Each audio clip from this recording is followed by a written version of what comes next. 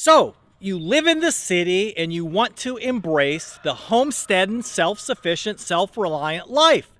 But you live in the city. Here are some things that you can do in spite of living in the city, and some things that you can do because you live in the city.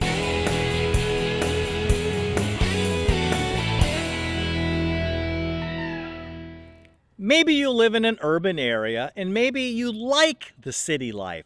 That's fine. Hey, not everyone can or should live in the country. You don't have to move to a homestead in the country to live at least a little bit self-sufficient and self-reliant. Yes, cut your dependence on our modern world and get your hippie country life on while living in the big city.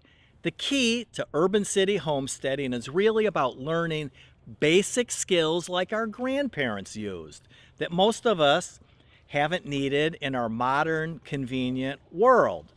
It's okay to be proud of the dirt under your fingernails. Here are several ways to get started, and hang on for the part about how to deal with family and friends when they think that you have lost it. You may not have lost all your marbles yet, but they're concerned because there's a hole in the bag. So, reduce toxic chemicals and reduce waste. Do things like purchase items that have less packaging. This will reduce the waste. The less that you buy, and hey, we probably don't really need it anyway, the less you need to throw away. And of course, buy stuff in bulk and use reusable shopping bags rather than the things that you just take home and throw away. Chemicals. We are so afraid of dirt and germs that we clean our homes with toxic chemicals. Jeez, maybe the chemicals are more harmful than the germs. And what's sad about it, there's no reason to use hazardous chemicals when natural ingredients like vinegar and baking soda and lemon juice and many other things will work, probably even better. Reuse and recycle.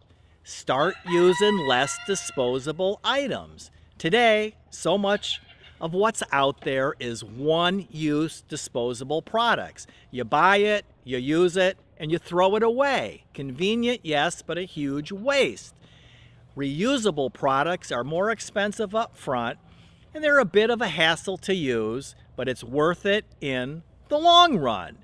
By recycle, I'm thinking about reusing things you have in creative ways. After you empty the coffee container, what do you do with it? Throw it away? Or do you use it for something else? And this is true of many things that we have if we just think about them. Just because they're designed for one use doesn't mean we can't think up some other creative way to use, reuse the item for a completely different use.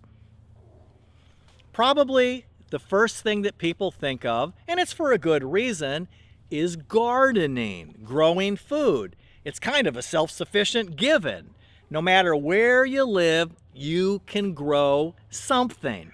It might just be some herbs in your kitchen window, maybe a pepper plant or two in pots, and maybe a patio tomato plant. Whatever. You can definitely grow something. Food you grow yourself, it always tastes better. The thing is, when we talk about homesteading, living self-sufficient and self-reliant, what we are really talking about is how we think, your state of mind, your mindset. Yeah, cut back on electricity, bake your own bread, learn to can, collect rainwater, raise chickens, and on and on. These are things everyone talks about, but what we are really talking about, why someone wants to homestead, be it in the country or be it in the big city, an urban homesteader, it's really about the mindset. We all want to be a little bit crazy. We all want to be in control of our life. If your family and friends aren't concerned with your choices, you aren't doing something right. Be weird, be unique, be ridiculous. You want people to think that you have lost it. Too many people are living life in neutral, and they're just going through the motions. What you want is for people to think you are losing your marbles. Friends make our lives better, but be careful. They can stop you from reaching and living your goals and your dreams. It might be unintentional, and it's likely they are afraid of you changing.